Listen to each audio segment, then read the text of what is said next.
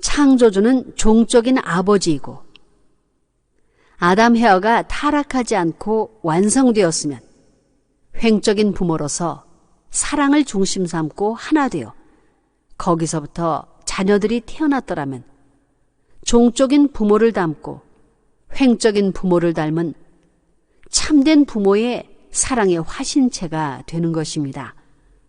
그렇게 태어난 아들, 딸은 하나님 대신이요 참부모의 대신입니다. 19. 하나님은 참사랑을 중심 삼은 종적인 참부모입니다.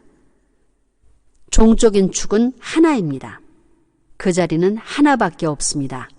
영원 불변입니다. 하나님은 참사랑을 중심 삼은 종적인 참아버지 자리, 참부모의 자리에 있는 분입니다. 참사랑을 안 가지고는 하나님과 관계가 없습니다. 또 그 종적인 참사랑을 중심한 참부모 앞에 아담 헤와는 참사랑을 중심 삼은 횡적인 부모입니다. 참사랑을 중심 삼은 횡적인 부모의 자리가 참부모의 자리입니다.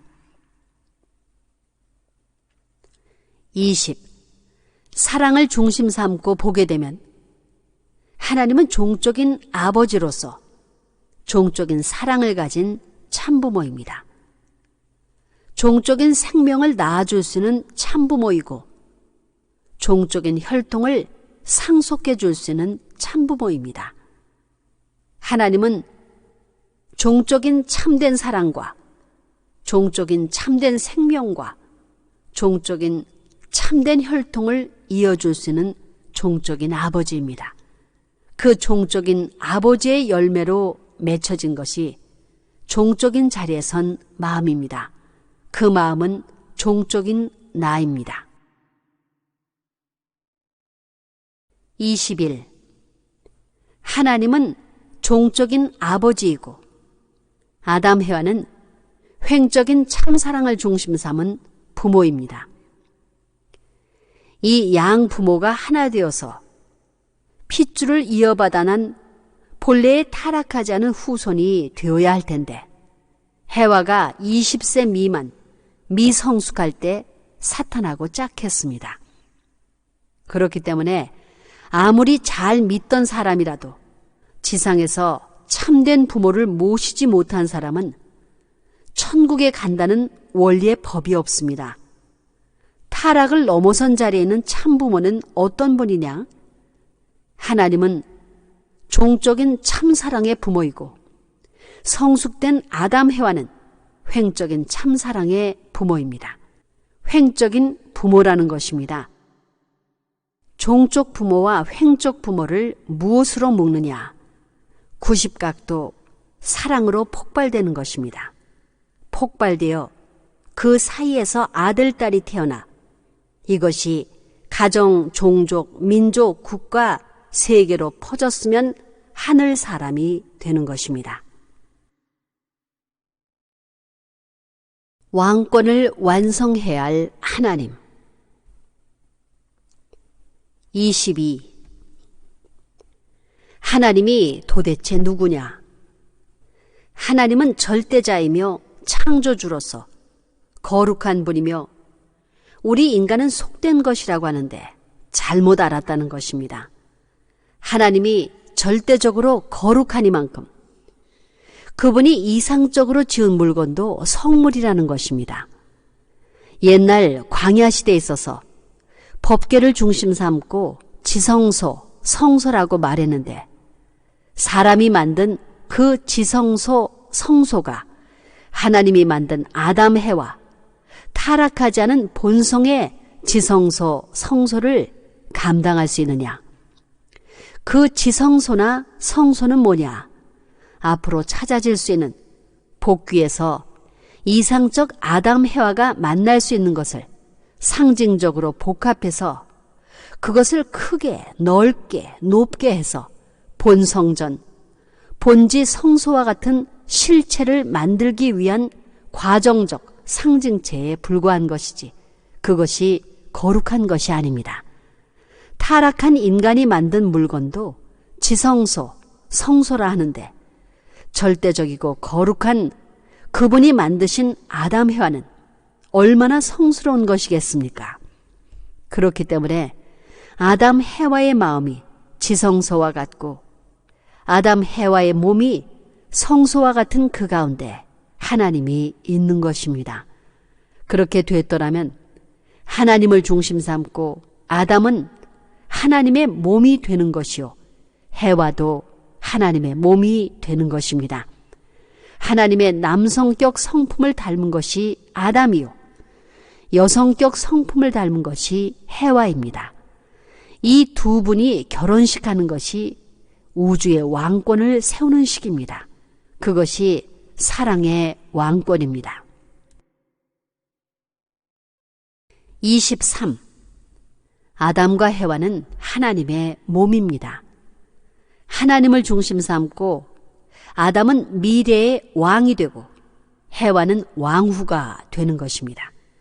하나님과 한 몸입니다. 그래서 정분합입니다. 정에서 갈라지는 것은 사랑 때문입니다. 그러면 가르지 않고도 절대적인 하나님이 마음대로 할 수 있는데 왜 갈라놓았소? 라고 물으면 뭐라고 대답하겠습니까?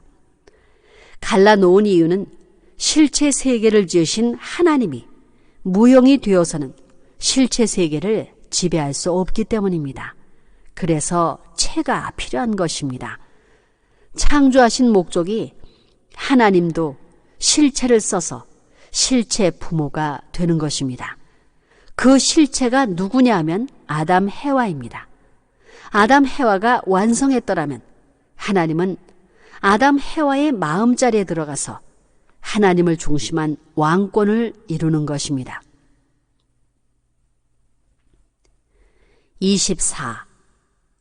왜 사람을 창조했느냐?